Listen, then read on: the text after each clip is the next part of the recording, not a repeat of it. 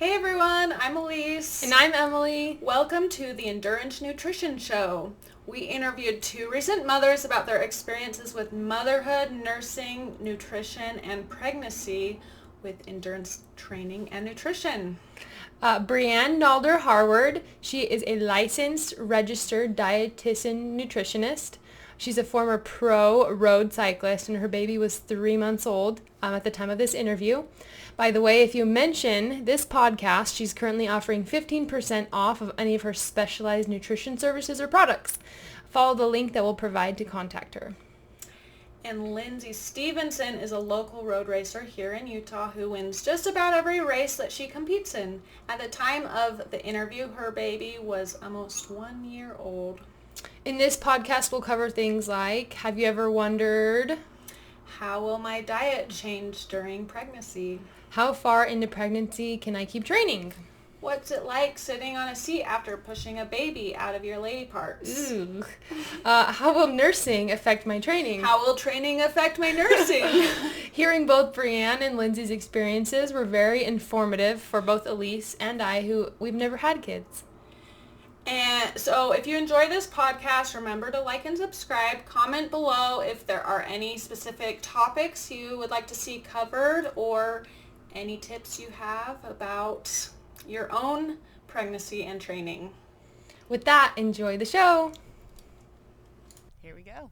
Yeah, so as is usual, we're going to start with a little food sampling portion. So Breanne, do you want to introduce these smoothie concoctions? Sure.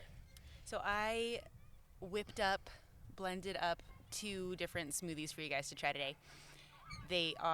One is for sport performance recovery and one is a meal replacement, because I've found that in having a baby, drinking my food has become a lot easier, so I thought it'd be a fun one to share, plus it's a nice warm day. So the first one, the yellow one, is a recovery nutrition. Everything's plant-based. So if you have any allergies, the only thing would be nuts, maybe. Everyone good? So that's a turmeric and ginger, vanilla, banana.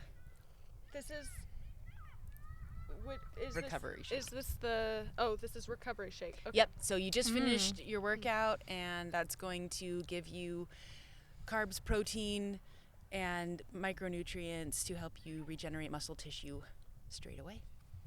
I can taste the ginger and the turmeric. Yeah, it's a little spicy. That's good though. I like it. Yeah, so I used an unsweetened almond milk and then put a scoop of the Vega Sport protein, just because that's what I have. Mm-hmm. And it's awesome. It uses a hemp, pea, and brown rice blend for their protein. I personally have chosen to be plant-based most of my cycling career and life, especially postpartum. I just had this thing that I really wanted to not put any hormones or any additives into my body if I'm going to literally be keeping a human alive. Yeah. So my personal choice was to be plant-based, not to say that it's the only way, but that's the sport protein one. The green one is a meal replacement. That's your salad in a cup, but it's actually matcha tea with oat milk. Like, I don't know if the camera can see this. So I know, I wish they could see these colors. They're gorgeous. I always say eat in color.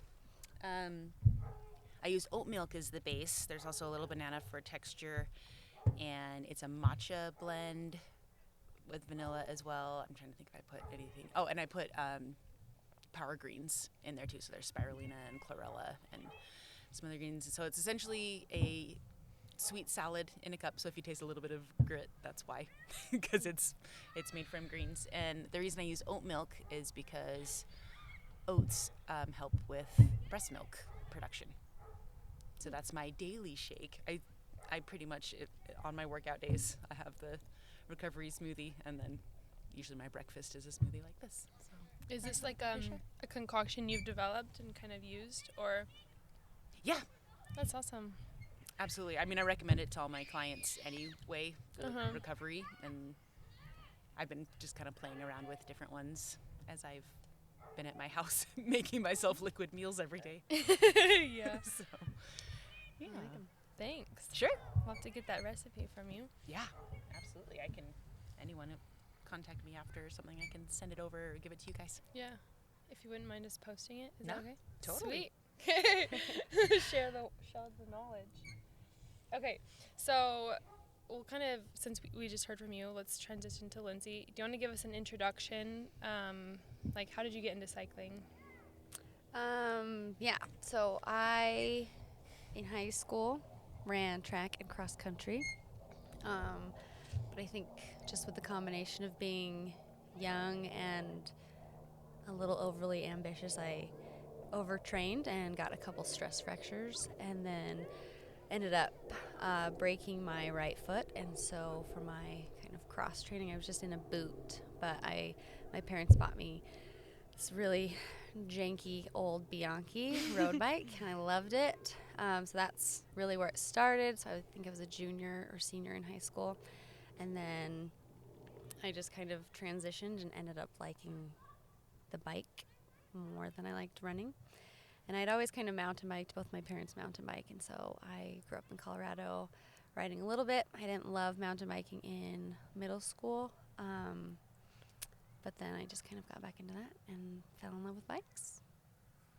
Nice. So it started in kind of high school for you? Yeah. Sweet.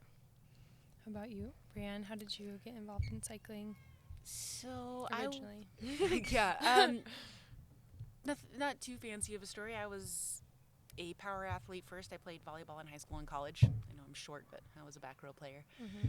And when I stopped that, because it wasn't really going anywhere besides something to do in school, Mm-hmm. I really wanted to exercise all the time still, because it was like 2-a-day practices to nothing. And I tried running and didn't love how I felt, and so I started riding bikes with my stepdad. He's on the Ski Utah team, and I had all these buddies, and I just started riding with them, and he challenged me to enter the Snowbird Hill Climb, and I did it on a mountain bike with slick tires and won my age group and was like, this is so fun. Never looked back. That's awesome. That was it. I just started riding. Of course you won a hill climb on a mountain bike. That's the only thing I understood. Push power down. Okay. Can't do anything else fast, but I can climb a hill. That's awesome. I mean, you live in Utah. It's kind of all that matters. That's all we do. Yeah. Good point. So, one thing, we did have a question. Are there like a lot of resources when you guys, when you were pregnant? Were there a lot of resources for you about training while pregnant? Like, how did you kind of manage that time? I mean, were you planning on did you train while you were pregnant even? I don't know. Yeah, tell us about Can we that. start? Training and pregnancy. What is that like for you? Okay, so when I got pregnant, I had just finished like the end of a season, and it was a good season. So it was right after Lotaja 2018 that Ben, my husband, and I decided to start trying for a kid. And we got pregnant super fast. Turns out it only took one try.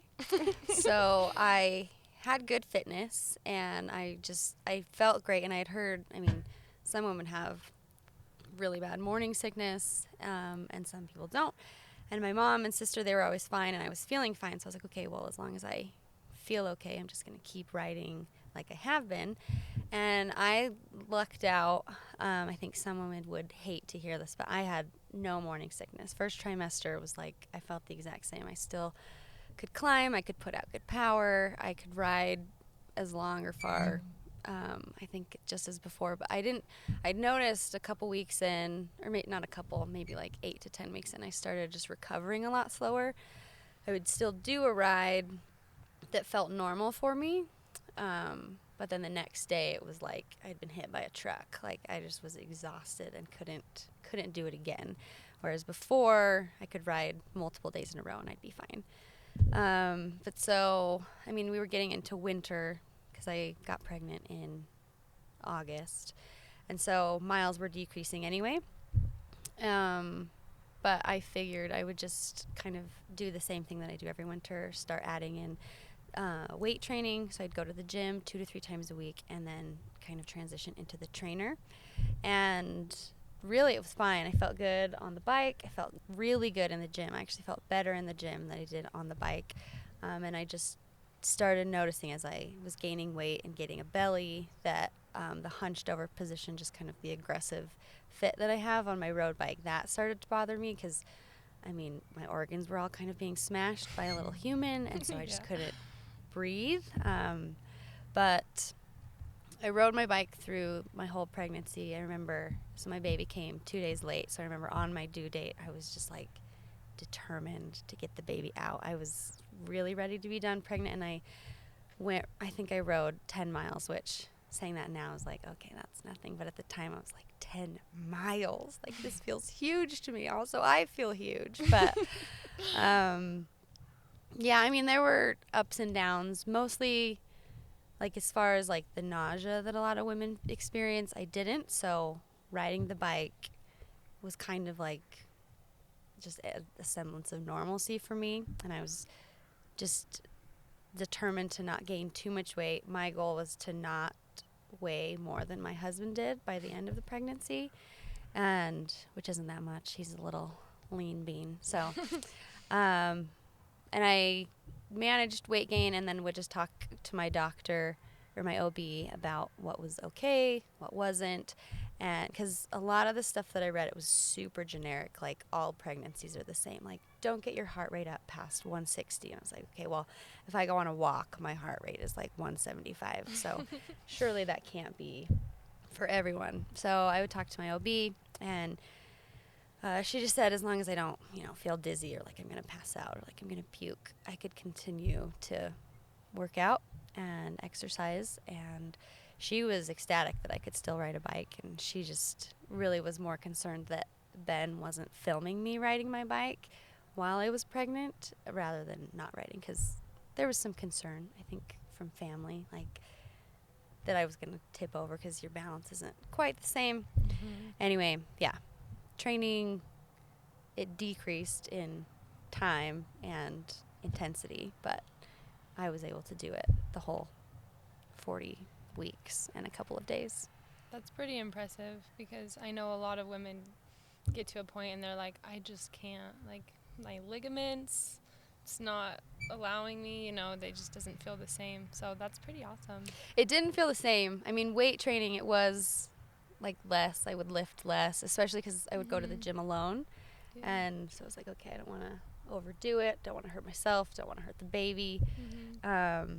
But just, I think the fact that I could do it felt, somewhat empowering, and again, just kind of normal, because I still, like, not having the baby the whole time was just kind of like, oh, like, now I miss training. I miss racing. Because I would go to the races because Ben was still racing, and I wanted to watch our team race, just my teammates, and support that. But then when I'd go, I would miss being part of it. So I was like, okay, I'm just going to hang on to any fitness I can and then be right back when I have the baby. But I quickly learned that's not exactly how it works. Were you able to train during pregnancy? How was that for you? Yeah, I trained the whole time. My story is significantly different than Lindsey's, but it's neat to listen and hear. Key point being that it's different for every woman, and sure. I think that's really important to keep in mind for anybody listening, because there's no one answer. I talked with my OB the whole time. I am significantly old. I don't know. 30. You? Oh, you're 30? Okay. Yeah. I thought you were like 22. Oh, thank you. I'm 35 and was told, not only me but my husband, that we would probably never get pregnant. And because I was still competing, I never wanted to go into hormones or anything like that to try. I was actually fine with my fur babies. We didn't really think anything of it. We would like to have a child, but we weren't going to do anything about it. We were actually talking about adoption. And June of 2019, I was at the Oregon Trail Gravel Grinder, which is a 5-day stage race through the Cascade Mountains. It's like Crusher 5 days in a row. Oh my gosh. With camping in between. It's a blast. Yeah. And 2 weeks prior to that, I was down in southern Utah running a gravel camp with our company. And not feeling awesome, but I also we were kind of partying the whole trip too, and so I couldn't really figure out why I didn't feel great. And then I can say all this in retrospect, but in day 1, day 2, day 3 of this stage race, I was pulling over and puking and couldn't recover, and my husband crashed and broke his entire torso, it seems like, and it was just horrible. And I came home. I'd been diagnosed earlier that year with a metabolic disorder. I'd been treating that. There was a bunch of stuff going on, and I was like, I am hanging up my jersey. I'm just going to coach, and I at least need like a month off to just regroup and get my body back in order, because this is not okay. And 2 weeks later, I still was just feeling horrible, and a friend of mine who's not a cyclist or anything, we're walking dogs, and I was like, I'm like puking every day, and I don't know why I can't recover. Every time I go out for a ride, I feel like I'm going to pass out. And she was like, have you peed on a stick? Never did it even cross my mind, because I've been amenorrheic most of my life, my adult life. So it wasn't weird to miss a period. I was 11 weeks pregnant when I found out. Oh, wow. my gosh. Oh my goodness. And then felt stupid that I didn't even think about it. So yeah. very different situation, but I did exercise throughout. I actually felt better once I knew how to handle myself and why I wasn't feeling it. Then I didn't have expectations of myself to go into a 5-hour ride and climb 3 canyons. It was all right, I can go out for an hour, and if I had the opposite. My heart rate wouldn't go up. I couldn't get my heart rate over 150. I couldn't get over 200 watts, or I felt like I was going to die. Oh, wow. So I rode shorter duration, lower intensity. I'd do like two workouts in a day. And then I started weight training again, and that felt better. And so I'd go on hikes and things. Yeah. So I managed, but I practiced yoga every day, even hot yoga. Heat never bothered me the whole summer of being pregnant. Wow. So that's funny. You didn't get nauseous. Heat didn't bug me. Yeah. But I puked all the time. So, like, Right. I don't think there's a real rhyme or reason to who feels what and why. No, I but, think it's just different bodies. Yeah, that's what it was for me. And I actually did a hot power yoga class the day I was induced. Oh my gosh. Hot power yoga? Yeah. Oh my gosh. And actually, like, enjoyed it. That's awesome. Went with my dad, who'd flown in to help with the baby, and so, but then my cycling, I just had to let go of expectation and thought the same thing, like, and then because people tell you like you're gonna bounce back so fast because you're so fit, you've been working out the whole pregnancy. And I hated hearing that. I worked out harder at 9 months pregnant than I am 2 months postpartum. Oh, yeah. I'm still getting that back and learning to be okay with it. So Let's just throw in you're 12 weeks postpartum, correct. and I am 11 months postpartum. Yeah. So That's kind of a also very cool different. perspective to see, like, you basically just had a baby, and how is that different from you've almost a year. Yeah. Actually, that's really interesting. We had another question about that. So now you've had the baby, what is it like transitioning back into, your baby's out? What's training like now for you? So I've definitely had some ups and downs. I mean, after the baby, I was eager. Well, the doctors, I don't honestly know how this happened, but like my OB knew that I rode bikes, but somehow from like my OB through the nurses, it became that I was a professional cyclist, like this elite profession. I kept telling him like, no, I'm very amateur. I'm just a local racer. Like, it's more of just a hobby. I just take it a little bit too seriously probably, but they're like, no. No, don't You're a discredit pro yourself. cyclist. You train and ride at a similar level. You just happen to have the opportunity to compete at it. Okay, I'll take that, especially from Breanne. That's like a huge compliment. But so they had told me, because that was the other thing, like postpartum, all I'd ever heard is like, you can't exercise until 6 weeks postpartum. And I was like, okay, but why 6 weeks? Where does this number come from? It just seems kind of arbitrary. And are you sure that's like the case for everyone? Because I knew it was different for like a vaginal delivery versus C-section, and I ended up having just vaginal delivery. So because I knew C-sections, typically had longer recovery. So my OB said, just kind of first of all, relax, enjoy your baby, but if you feel up to it, give it like 2 to 3 weeks and you should be fine. There was minimal tearing, and she was like, if you feel up to sitting on a bike seat, by all means, go for it in 2 to 3 weeks. So for the first 2 weeks, I was kind of in this like state of euphoria. Like I was just like so in love with my baby and so in love with my husband, and everything was magical. Like I was kind of just in this daze. Like I didn't think about cycling or the weight I had gained, or that like my pregnant belly didn't immediately like deflate when the baby comes out. That's a fun one to learn, huh? Yeah, just like, wait a minute, like baby's gone, but I'm Did you still get asked around. when you were due? I didn't. I did.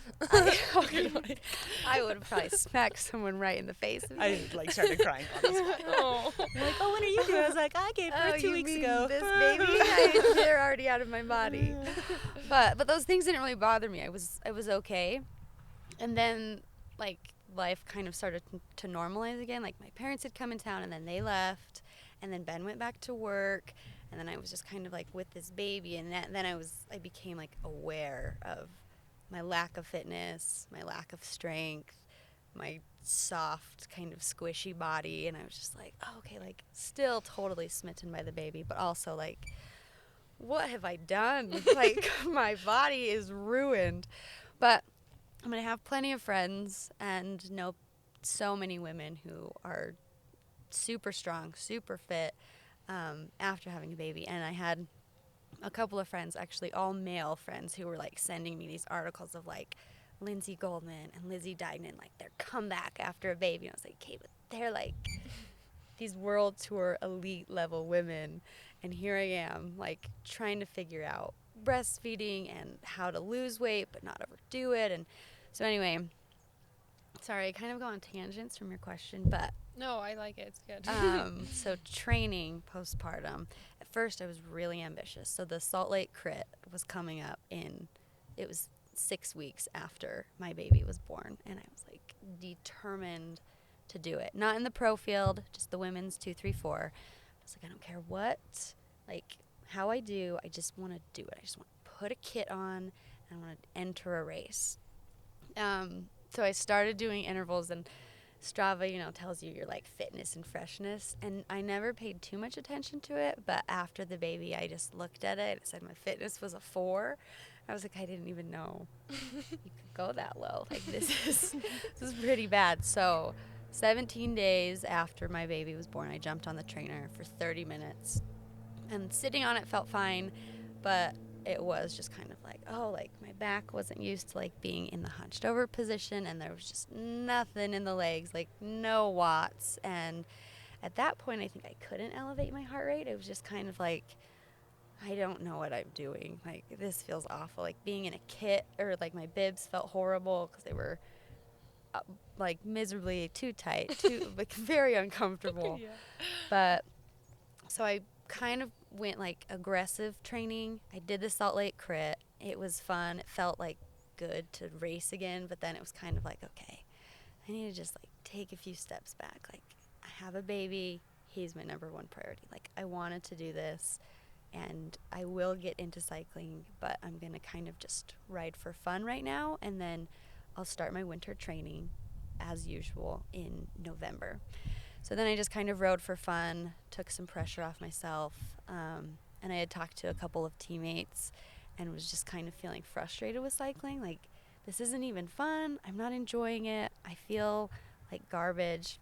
I have no power. I'm not fast. Like, I don't know if it's ever going to come back. And I think I knew it, but just being reassured from other people, like, you just had a baby. You shouldn't expect to, be fast right now. Like, no one is fast 6 to 10 to 12 weeks after having a baby. And I was like, okay. So I think then it was kind of this realization, like, okay, cycling is a hobby. It's something that I love. I've loved doing it with my husband. I've loved doing it, like, just going out for rides alone. And I need to find enjoyment in it again and not be so concerned about all the data, all my numbers. And so when I did that, I started enjoying it again. And then my husband and I woke up at 4:30 or 5 a.m. throughout the winter started training, and then just as kind of things normalized as being parents, then it felt normal to start training again. And so now, almost 1 year later, I feel like I have a good balance. Like, cycling is not my number one priority. I love it, and I like to, I like segment hunting, don't get me wrong. I love Strava. I also like to just get out and ride. I mean, today I just went out to ride just so I could listen to Harry Potter on audiobook, just because I don't get to read quite as much as I used to. So baby's down for a nap with COVID-19. Ben is working from home. So it's been up and down with like something that I love to something that I'm frustrated with to something that I love again, and can still like find the competitive aspect of it. And I am looking forward to racing when we get a race again. Don't get me wrong. I trained all winter. I'd love to jump back in it, but yeah, having a baby definitely changes my perspective of cycling and what's important. Because I think before it was like, I just want miles. I want all the miles and all the vert. And now it's like, okay, I just want like a hard workout, but I've got 90 minutes. So I'm just going to hammer, keep it short, and then go about my life. Nice. Yeah. That's really cool to hear. Do you want me to answer the same? Yeah, I mean, I am curious. It's interesting to see different perspectives. Sorry, my answers were way too long. No, that wasn't too long at all. It was very informative. I think it's informative and interesting to hear. I've never had a baby, so I have no idea what it's like. It's really fun. You won't until you do. I know. Like, you'll hear all of the things, and then it'll be different for you because it's your body. Totally. I've had some similar reactions. I also, like you said, I'm only 12 weeks postpartum, so I'm still in the phase of like realizing that it takes a lot more time than I would have ever thought. And I almost wish that people hadn't told me that I would bounce back so fast because I was so fit. Because that's just irrelevant, in my opinion. Like, what is bounce back to what? Being a professional? Because I'm never going to bounce. I retired 2 years ago. Like, I already had kind of started to let that one go because it's just unrealistic to expect full-time training. And it's also a strange time in the world where all of my events that I had thought I would bounce right back into are all canceled. And I'm a promoter for events, and I'm canceling events. So it's been a really strange thing to be like, well, now I don't have to train. So I am just going out and enjoying when I can and what I can. Another fun thing I've done with my husband, Dave, is we got a gravel tandem bike custom made for us, and that's been everything because grandma comes over and watches the baby, and we go out and I don't feel like I have to draft and catch up, or because I tear myself apart. I probably shouldn't admit this out loud, but I am my own worst enemy on the bike. The only reason I was ever any good is because I compete with myself, and when I don't physically have the capability to do so, I was really getting inside my head to a point of not even wanting to ride at all. So I got a really cool stroller and I started running, and I'm convincing myself that I'm enjoying running again, but I'm doing the same thing. I'm listening to books on Audible, and I go jog. I like my little walk jog around this park, the beautiful park we're sitting in, actually, for like 4 hours. And it's like, you ran 12-minute miles. And That's faster than a lot I'm of okay people. with it. Sort of. Because to be really honest, of course I want my fitness back. I want my body back. I want my tummy back. I couldn't sit on a saddle right away. I'm jealous that you got on so quick. I was blown. You're one of the reasons that I thought I would bounce back so fast, because I saw you at Salt Lake Crit. I was like 16 weeks pregnant that day, and like had just started telling people, and I was like, I can get back to it pretty fast. And I had a vaginal delivery as well, but her shoulder got stuck, and I had 23 stitches tear. Oh my gosh. So my 6 weeks was like mandatory. Sure, yeah. And Well, in 6 weeks, I mean, it's short for some women. and hi audience, I hope that wasn't too much, but it's the truth. Hey, and it's part we're of telling it. the truth here. Yeah. And I have to keep reminding myself that I kind of got ripped open on the inside, and it takes a while to heal, and it was swollen and bled for a long time and took a while for it all to heal. And so when I got back on, I essentially went 2 full months of not pedaling. It's like, what am I going to do? Jump on and have an FTP at 275 again? No. Yeah. Not even close. And 4 weeks later, still not even close. And it's okay. And it'll maybe never get back to that. Maybe it will, but I'm just trying to enjoy time and space, and that little nugget is everything. Yeah, she's like, so cute. I spend hours just staring at her and making cooey faces, and it's a whole new endurance, right? We're talking endurance athletics. You don't sleep, and so you're tired when you get on the bike too. Do you find that? Like, yeah, and that was one thing for me, was the breastfeeding, because I would feed him to kind of like drain myself because I'd get engorged, and so it was like, okay, I need to drain and then I'll get on. But then getting on after that, I was like, okay, well, I've just had 500 calories sucked from my body, so then that was a whole different like learning curve, because I mean, it's uncomfortable to train or to do anything with, you know, full breasts of milk, but it's especially also when you haven't had them most of, like, right. As I've been like super what flat are these? chested. All of a sudden, that's part of the weight that's still on, is like engorgement and navigating. Do I pump first? Do I wait until I'm full? Do I feed the baby first? Like, right. And I think that's a good thing to bring up, since this is a nutrition podcast. If I can toot my dietitian horn, Please do. One thing that I always knew, because you memorize this stuff and you tell people when you're counseling them, is that pregnancy, you only need about 300 calories extra a day throughout pregnancy. First, second, third term, it really should be a gradual weight gain and kind of plateaus off, right? It's not just like, oh, you get to eat bonbons until you burst. Yeah, eating for 2, that's not it's real. not a thing. It's a tiny human. Yeah, Eating for it's you like plus a tiny little you're feeding a kidney bean. You don't, like, you need 300 extra calories a day on top of your normal base needs. Postpartum, if you're breastfeeding regularly, it's 500 minimum extra a day. And so to think that you're just going to drop weight and everything's normal, like, you have to maintain a certain level of fat, and you need to have snacks and drinks while you're feeding. And I as feel an like athlete, we get in our heads about, like, well, I didn't earn those calories. At least I do. I'll be like, I've sat on my butt watching, no joke, British baking show. I'm watching food, and it's like, that 5 hour, I would normally burn 4,000 calories. And now it's a weird one, but it's also the reality. Like you said, you are liquidating, you're keeping another human alive. Right. And so to take that into account, but also keep your athlete mindset, it's a hard juggle. Definitely. But it's definitely something to keep into your thoughts, as anyone that's listening that has expectation of what it's going to be, is being kind to yourself and really thinking, what fuel does my body need? What fuel does my baby need? And what's realistic to consider for my output as far as training.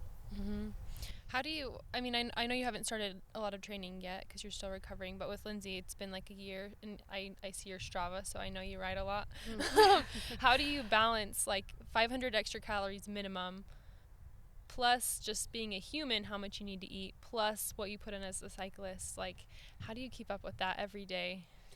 So I am tapering off from nursing now. I only do about twice a day, but when he was tiny and you feel like you're feeding him every couple of hours, and not even feel like I was feeding him every couple of hours, and when he was just on breast milk, like no solids or anything yet, that was where, like Breanne, I would sometimes think like, I haven't even earned these calories, but it's like, okay, well, he's literally like sucking the life out of me. I was ravenous. I was so hungry all the time. Like the first couple months, it just felt normal.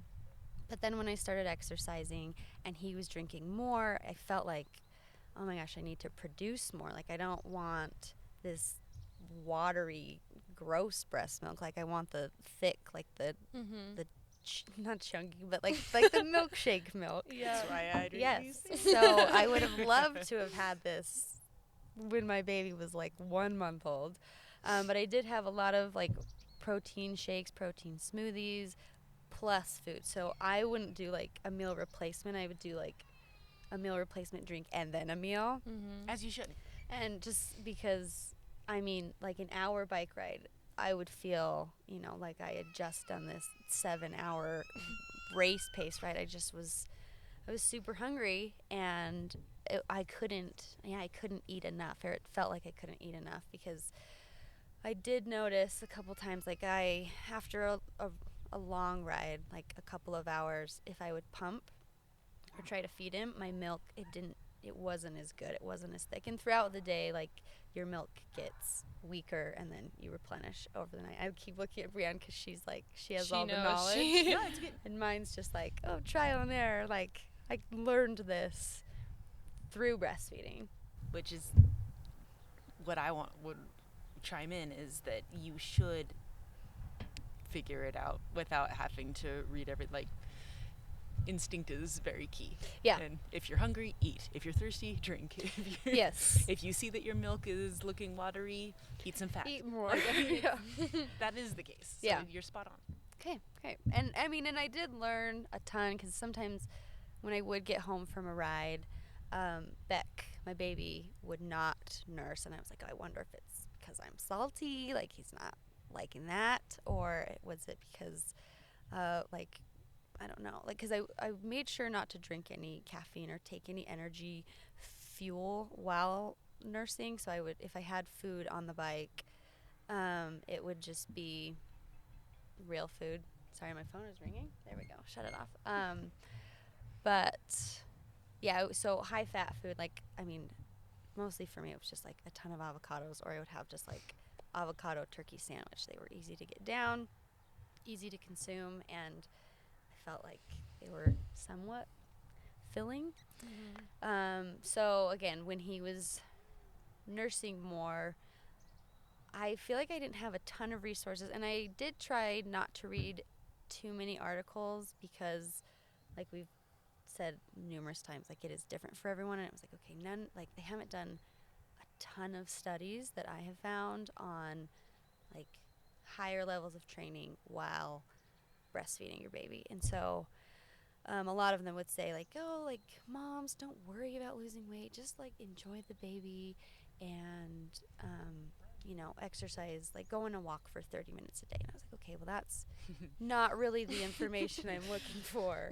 So that was just, yeah, where I would test it. Like, I would pump, and you can see, like, the thickness of the milk, and my baby was gaining weight, so I wasn't too worried. But then if I would pump post-ride, that was when it was more watery. And so drinking a ton of water, more water than I could ever even fathom consuming before, coupled with eating more. I didn't really track my calories, but I knew I was eating far more than I used to.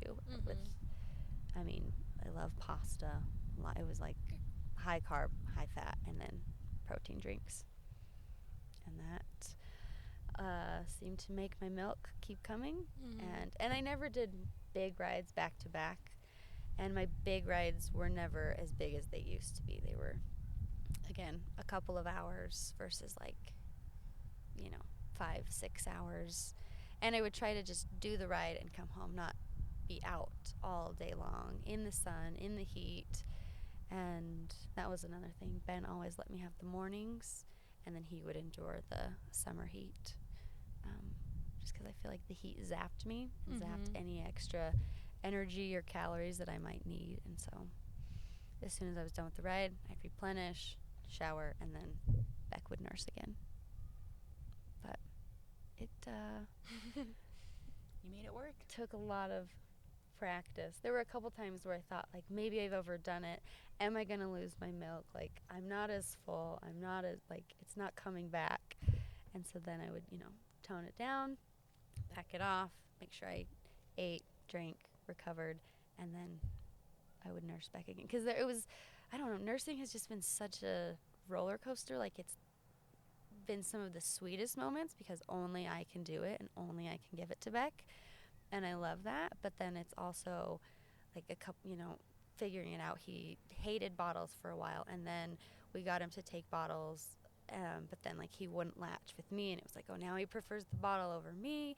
And then we ended up stopping using bottles, and so then it was only me. Like he had to have me, and so it's just been kind of this whole, huge learning curve, just from, because I wanted Ben to be able to feed him, but then I also, it is more satisfying or fulfilling feeding it from my body rather than a bottle. And so, yeah, it's been a lot of back and forth with enjoying nursing and then also kind of just being like, okay, I don't want to do this anymore. But we're almost a year in. I wanted to do it for a year, so I'm just thrilled that I still make milk, because I've spoken to women who they just stop producing, and I don't know if that's just their body, or if, and I don't know everyone's diets, but like, did they not eat enough or drink enough or eat the right stuff, or did they just not produce it? It's hard to say. It could be. I like to think that if you nourish yourself, but there's hormonal and even anatomical reasons that women will dry up, for lack of a better word. And just be proud of what you've done. I think that you've really listened to your body and gotten over some things that I think a lot of athletes probably cave sooner because they want to get back to competition, or they're not willing to take the time to figure out the timing and things. Like, I'm opposite of you. Since I get all my good milk in the morning, I feed most of the day, get bottles ready, and then I go in the afternoon. Oh. And so, again, there's no one right answer, and it's what works best for you. But the fact that you've made it almost a whole year, I think and we have to give ourselves credit as well. You don't think you've been doing that much, but the level that we come from beforehand, before you got pregnant, your level of athleticism is like the top 2% of the human population. Yeah. And we forget that because it's our world. We're in that 2% tiny world. And so, yeah, all of the literature out there is different.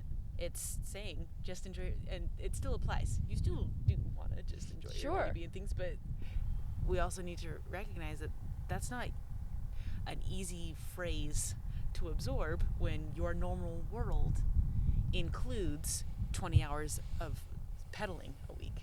Right. And so granting yourself that, and I'm saying this almost in like a self-reflection, not as a lecture. Like, no, it's good. I'm nice trying I like hearing that you're coming up to a year, because my goal is to breastfeed for a year too, and I've been going back like, well, am I going to even enter anything? Because I don't want to care about my numbers or my results, and I don't enter anything unless I have the intention of winning. So that's just how I compete. It's how I've always been. I'm the nicest person off the bike, but on the bike, I'm like, don't talk to anybody. Fierce. Fierce on the bike. And that's just my personality, and so I know that about myself, and I've been really worried about getting back on, and then getting into, I come from past bad behaviors of food and exercise where I worry that I won't keep myself healthy if I get too into competition. And so it's really nice to hear. What I'm getting at is that it's doable. You'll go through ups and downs of it. You can challenge yourself to things, but it's going to take time and patience and definitely. But making choices to. I don't know Dave terribly well, but from what I do know, he's super supportive. Absolutely. And for me, that was huge with Ben, it's right? Everything. So Dave, Ben, both cyclists, both like huge advocates of their wives, which for me is huge, because when I, have a breakdown, start crying, like, my numbers suck, I'm weak, I can't climb anything. I remember the first time I climbed just to the S-curve of Big Cottonwood, it was like, I think took me like 45 minutes, and Ben was like, okay, well, you had a baby 2 months ago, so let's just keep that in mind. But I did Big Cottonwood for my first time in 2020, since last summer, and I've turned off my Strava. I think one of my Garmin's still uploads it, and I'm like, oh shoot, I need to turn it off, because I don't want anyone looking at I was always weird about my numbers, even when I was racing. I didn't want anyone to know my training or what I was doing, and so I just never cared. It's like a secret weapon. Now, I'm like, I don't want anyone to see my numbers. But I almost uploaded it to be like, this is the record slowest I've ever climbed this canyon.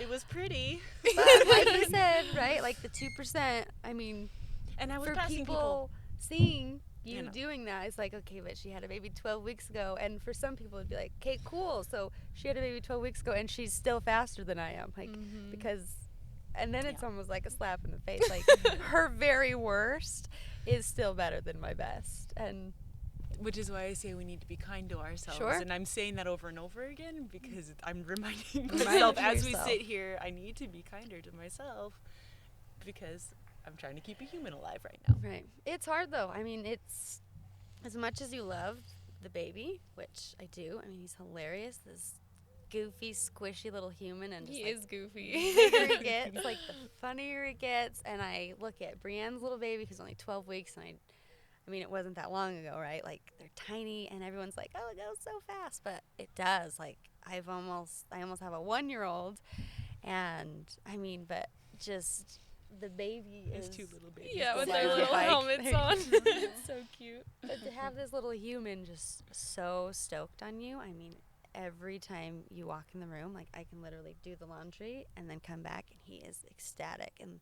But I just think, like... I don't know, when people say you'll bounce back, and I have like way too many thoughts, sorry, but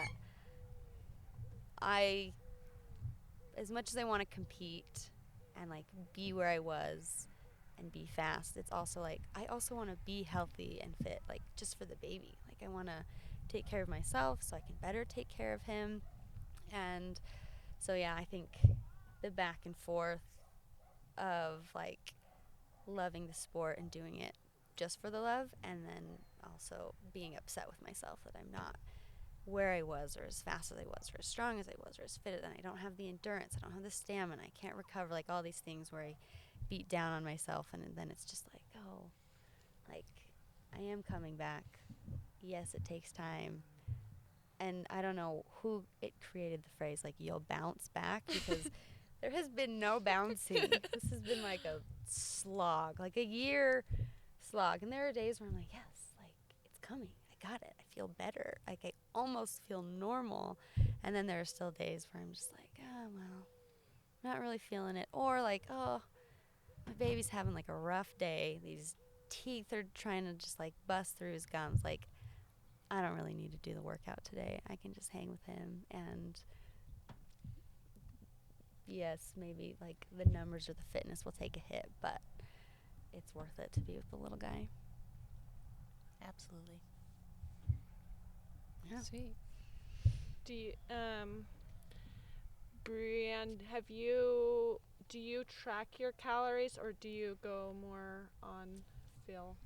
So my job entails counting calories for people. Correct. I know what's in everything. I just kind of guesstimate in my head, but I do use a tracker sometimes to hold myself accountable, because I will find if I just sit down with some salted cashews and the baby on my hip and turn on my show, that I'll eat the bag of salted cashews. And so I'll track in order to kind of hold myself accountable. But I think it's very important to know what you're consuming and to also know what you're burning. So the Even short just a answer general is, idea. yeah, just staying aware, because it can get out of hand. And my kind of MO with nutrition guidance is always fuel your body for what you're doing. And so keeping in mind the days that I exercise, longer endurance versus a short strength workout versus two things, I'll fuel myself differently based on those things. And so it's just more a matter of keeping gas in the tank. Do you have any nutritional suggestions for mothers and new mothers and pregnancy? Yeah, supplements.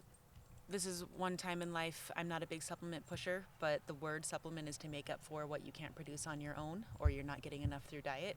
So I don't know if you use the herbs and things for lactation, but I daily do like fenugreek and milk thistle, and No, I don't even know what those are. because I've been terrified that I won't have enough milk, so I do my herbal remedies, and then I take, I've kind of moved from, even prenatals and postnatals aren't high enough levels of nutrient that we need as athletes, because they're, again, designed for the average female who 30 minutes of walking a day. Hey, Right? might do the trick. So that's one thing in general with athletes that we have to keep in mind, is that we have sports supplements because they're to make up for what we can't get through food alone. And when you can't eat enough to get the nutrients, a supplement can be helpful.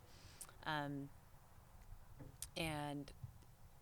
one of the few times to increase your liquid calories, it's kind of the opposite of the things you would do for weight loss. Like, don't drink your calories and don't rely on supplements. But I found personally, and I would recommend to take into account how much more you're outputting, therefore to consume it back in. Hydration is huge. So if you have to flavor your water, I do a bunch of bubble water because it keeps me interested. I love to sing. I'm just like, Just and the like bubbles just make the sound. Crystal Light packets. Just sweeten Anything, it. right? To just keep on drinking. Because you have to drink so much. I mean, I had my first few weeks of breastfeeding, my lips were cracking. I couldn't, like, I just felt like all I did was drink, and it's still, I was just Especially living at altitude in a totally dry dehydrated. state. I have a humidifier in each room Yeah. of my house. Wait, what is the liquid requirements or drinking? to keep producing breast milk. Yeah. It's like twice of what you would generally drink, plus whatever you need that you sweat out. Right. Okay. So exercising plus breastfeeding plus like normal. Yeah, living in a So desert. normal human. So about 3 times of what you would drink on a rest day. Okay. So just constantly 3 to 4 drinking, times. basically. I didn't know there was like a different drinking requirement for because I think that's just during breastfeeding, or is it also during pregnancy? Again, it's more thinking of fueling your body for what it's going through. So Yeah. during pregnancy, if you're drinking during exercise as you would, you still need to rehydrate post. And but yes, during breastfeeding, it's going to be a higher requirement, just like the calories. Mm-hmm. I'd say by about a quarter or 25% more than during pregnancy. Sweet. Because I think what I've heard, just women who sometimes lose their milk earlier than they want, it's, I think, lack of frequency of nursing and then just lack of nutrition. So whether it's they're not eating enough or not eating enough of the right food or not drinking enough. And so I was super worried about losing my milk. I didn't know about those herbs that you had just mentioned, but And I was just constantly drinking. I mean, I just had like a massive jug that I would carry around, and I would drink throughout the day, but every time I would nurse, I would just like try to chug as much as I could. Just like, okay, he just drank, now I need to replenish, like he's going to want this again in another hour or two. and you fill right back up. Yeah. There's so many times that I've been like, This is I crazy. didn't know that this was even possible. Yeah. And it's great. It's validating, in fact, to Yes. know that This works. you eat in color, follow it with a ton of water, you're pretty much going to be good. Yeah. And you will feel yourself like you fill back up real quick, and then they'll just drain it.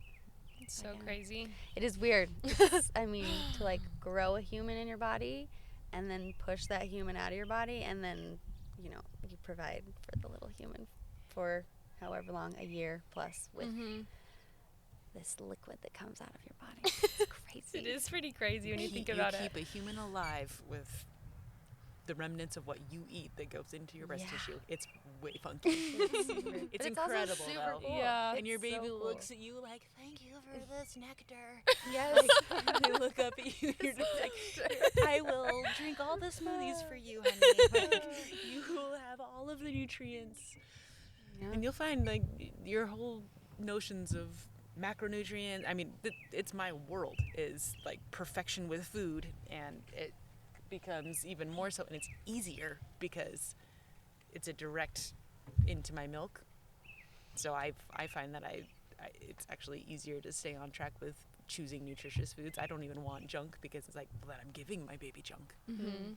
I don't know if you had that experience, but I mean, I love ice cream, so I just figure like it's just like a milkshake for the Yeah. baby later. Just, He gets a little more excited. I am careful with herbs like garlic and things that can can actually make your breast milk spoil. Garlic or like spicy foods. I don't love spicy food. I'm in anyway. trouble because I eat so much spicy food and so much One thing garlic. that's so cool about pregnancy and like your body.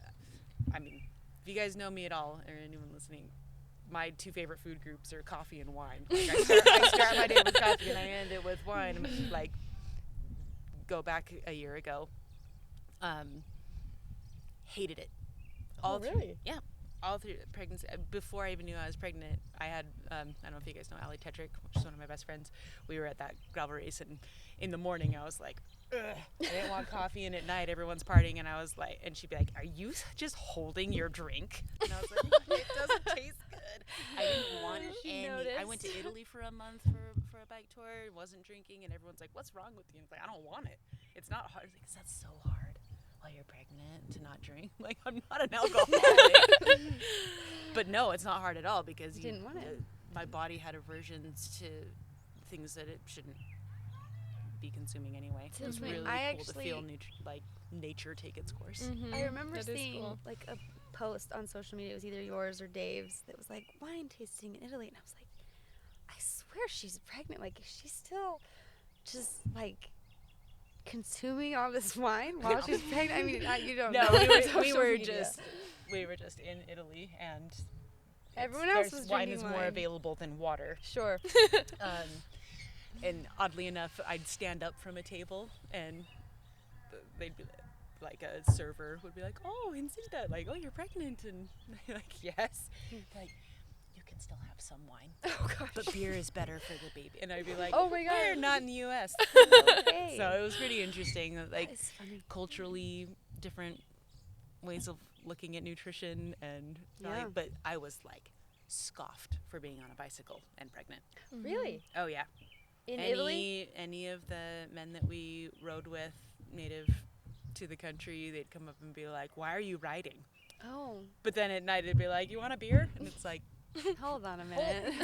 I am totally fine to ride, and I shouldn't be having alcohol. Just a little different. But so, and they're all fine. That's another takeaway I had is like, I'm so obsessed with being the perfect mom, perfect nutrition, perfect athlete, and like really look around, and most humans survive. Yeah. They're doing just fine. Not to say that we shouldn't be as on top of it as we possibly can, but it goes to show that like you listen to your body, listen to your cravings. Like that's what cravings come from. There's actually chemical signals that tell us why we crave what we crave.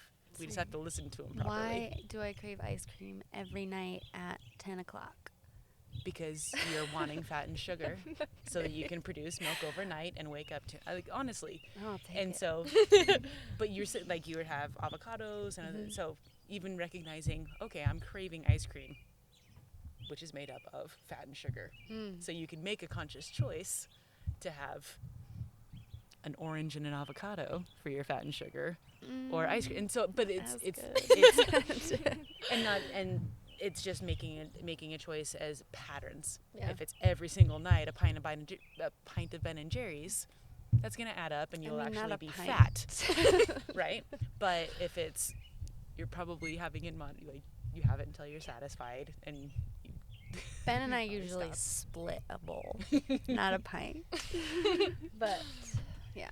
So it's just recognizing cravings and then answering them in a healthy way. Yeah. Absolutely. Nice. This Well, is thank my you ice for cream. the wealth of knowledge. This was fun. feel It's like you it's learned a really neat lot. to hear projected 10 months ahead. Yes, I won't tell you that you'll bounce back. I would never say that to anyone because You know, that's a lie. I've talked to some other pros that have had babies and come back to pro racing, and like Tiff Pizzulo, and she was like 18 months, honey. Like, don't even think you're going to be in race form until then. That's not a direct quote on Tiff, but I've heard 18 months from a lot of athletes like getting back into like solid racing. 18 months post-delivery or post? Okay. So your baby is 18 months. And that's from some runners too that got back into ultra running and stuff that they didn't And do feel you like think, they were though, really is that back until about The 18 level, months. because Tiffany's pro, you're pro, so like that level, because I feel like I don't know, Again, the local scene compared to the pro scene, very different. only to the extent of what your competition is, but your training, I'm sure. I mean, I've raced with you. I'm sure. There's even times I'm like, I think those girls train harder than I do. That's a problem. Because like I'd go to local races and they'd be like, does everyone want to chop my legs off? What's going on here?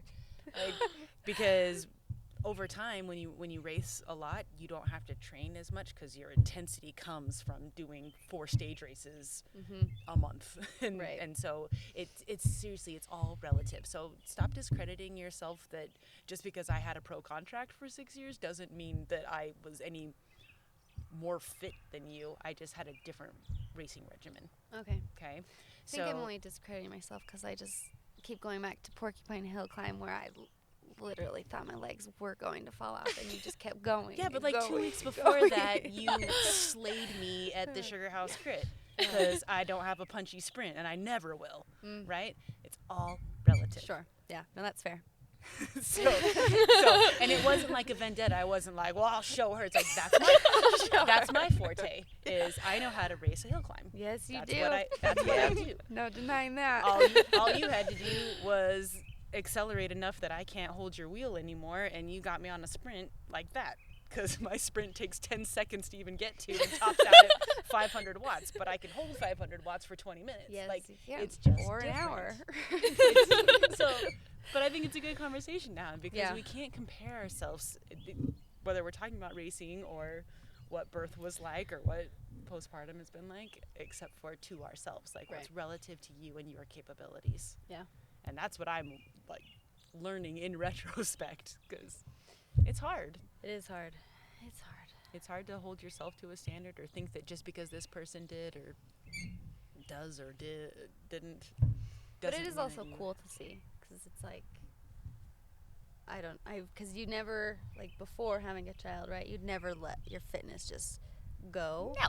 But so now it's You like, struggle on a rest day. I can like, only go I'm up. about to punch through the wall on a rest day because I want to like do stuff. right. And now I'm like, I love my rest days.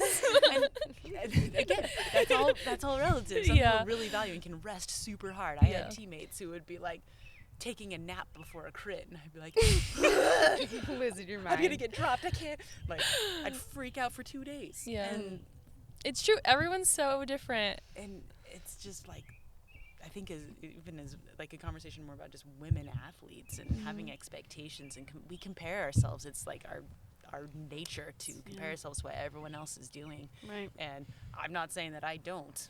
Like, I have to not look at social media. I wasn't on quite Strava often. for like 3 years because I would just beat myself up Mhm. all the time. And then once I finally was like, I kind of got out of that mindset, it's been a little bit better. And I can use it as a tool to improve, whereas before it was like a tool to beat myself up. Or you can use it for observation. Like, Yeah. okay, these are the times that people do this, but then, like, did this person like taper and train just to go and get this segment? Yeah. Or, I mean, don't know. wind doping is a factor, or were Uh-huh. they, were they Or was drafting there off a their tailwind husband? that I day? did that. Or did they go back and forth 3 times? Or and were they figure really out the just in best their time car? to start the entire, like, in their car. and that's why I can't do it, because I get so competitive. It's like, I don't even want to know how, like, I was like, that was the segment. When I would turn it on, I'd be like, you got the KO. I'm like, what? How do you even know that you're doing that? Like, I'm such a Strava dork. Like, Yeah. I can see the value in it, absolutely, but it's detrimental to my mental health as an athlete. Mm-hmm. And I just know that about myself. I've been there. Now I just think of Strava as a game. Like, I like Yeah. to play Strava, but it's like, it's super different than a race, right? Because a race, it's like, the factors are the same for everyone. Like, you can't draft behind men, or, everyone has either the same headwind or the same tailwind. And it's like, okay, so play Strava and then focus on a race. Absolutely. Yeah. And especially with no races, it's like, I'll play Strava all day. Is there anything That's else? awesome. Now there's all the Zwift. Yeah. That's a world that I can't quite get into.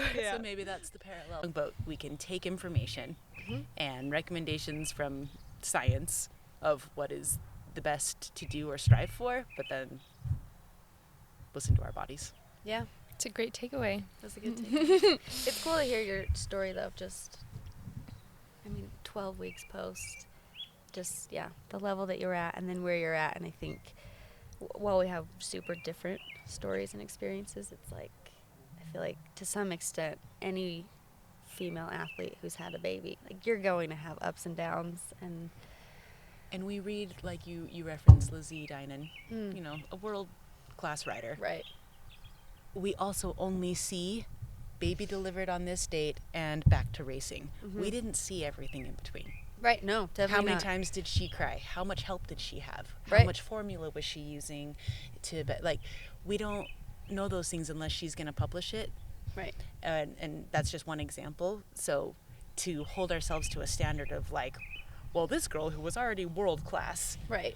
got back to Trek and re-signed. 7 months postpartum. Yeah, like, But okay, then it's like, they might okay, have. was she nursing? Yeah. And What was her delivery like? right. What other factors tie into it? And so, Yeah. Well, and that was one thing for me. Like, nursing and keeping my milk was more important than getting back to racing and fitness. So it was like, okay, if I feel like my milk production's decreasing, then I need to back it off. And if not, I'll keep going. absolutely. Love it. So we'll probably kind of wrap things up a little bit since you guys have shared a lot of awesome things. So thank you. No, thank you. Do you guys want to have babies now? If I was on the fence before. I'm just kidding.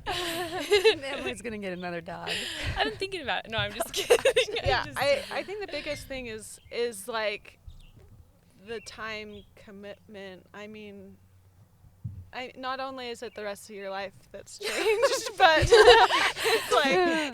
it's like okay, when do I have 9 months to just To grow a human. Plus 9 months When you get 18 pregnant. after that. Yeah. When that little seed is planted. yeah. You'll find that stuff that you can't wrap your brain around before. Like, I'm impressed with myself on multiple things. It's like, oh, I didn't even think I had that sort of patience.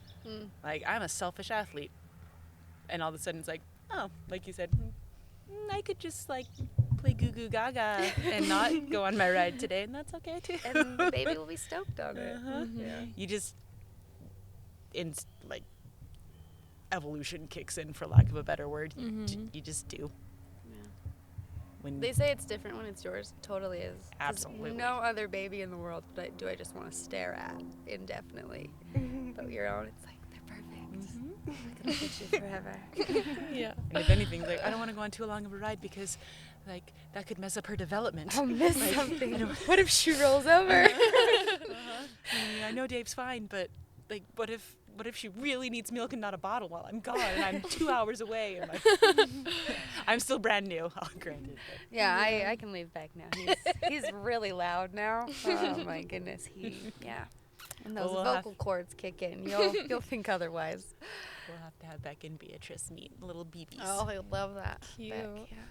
Beck, Beck likes other humans that are almost his size. It's fascinating. Perfect. Okay, sorry, you were gonna. No, you're good. I like it. We have a couple rapid fire questions. Oh.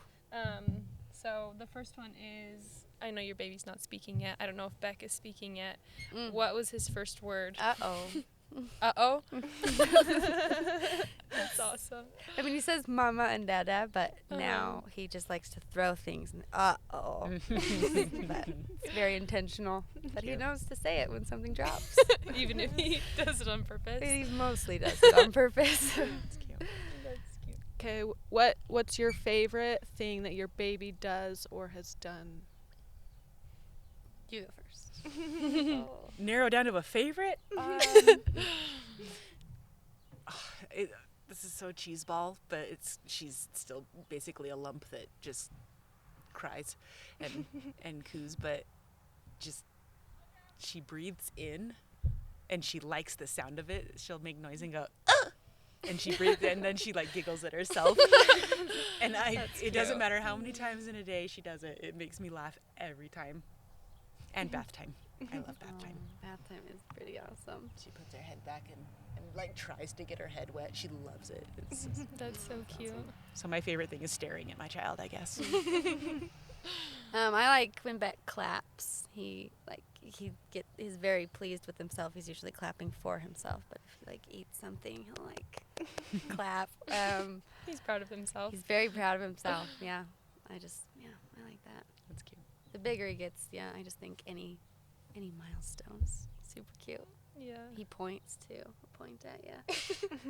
So pointing, clapping, and I do think that was pretty cute. Yeah. Okay, next one. Your biggest motherhood fail. Oh gosh. You don't have to share if you don't want to.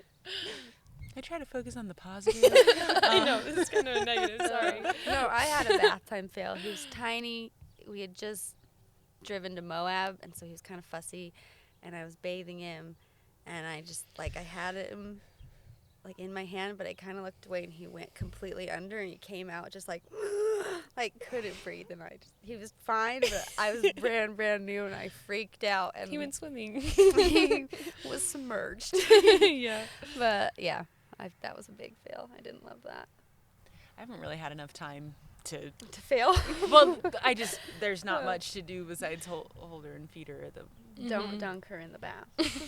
She tries to dunk herself. Okay. Like Puts her loves the head water. back, yeah. Yeah, she really does. That's cute. No, my biggest fail is probably not. Sounds like I'm self-glorifying, but like I'm trying not to smother her. Like, can you spoil a baby too much?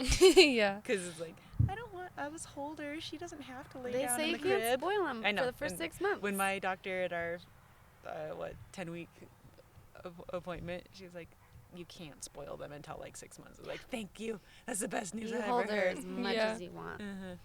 Because pretty soon she'll just be diving out of your arms, even when she can't walk. She'll just want to get away. Yeah. Independent. All right. I think that was pretty good. Do you guys have anything else you want to add, or? I mean, I could talk about my baby all day long, or cycling. So. Yeah, absolutely. But And no. again, give us another topic. Thanks for opening up the discussion. I think this is important things to talk about. I think we all wonder. Yeah. And it's like, who do you really ask? So hopefully this can be a resource for. Yeah, I would have loved to have had more resources, I think. But at the same time, it is just kind of trial and Figure error. it You out just for gotta figure it yourself. out. Yeah. Yeah. I'm glad you guys were both able to come, and you guys both have like very good knowledge and a very good story beyond just motherhood. So we would love to have you guys back for future episodes for sure. And Anytime. Yeah. Yeah. Thanks for having us. Yeah.